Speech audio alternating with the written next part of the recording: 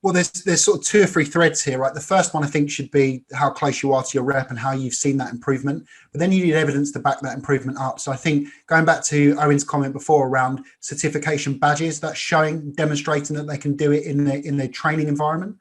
But then I always think that they should come with each quarterly review with a book or a body of evidence of what they've done. So whether that's recorded calls, whether that's testimonials, client feedback. And we're lucky in sales because some of it is really as simple as, if you want to do an enterprise deal to a certain degree, here's the amount of revenue you need to have done. So some of it can actually be SMART goals as well. And again, I think bringing the scoring down, don't go for this like, oh, 1 to 100, bring it down to 1 to 3 and decide what the criteria is you expect to see at that stage and what type of evidence you expect the rep to bring at that stage to tick the box to say, yes, they've done this or they've not done this.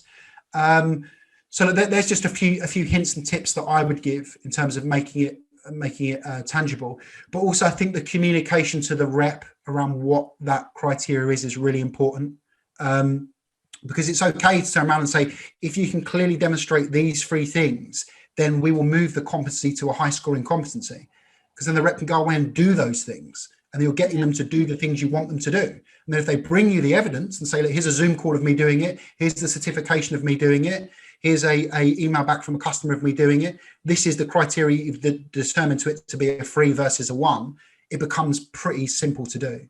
If that makes sense.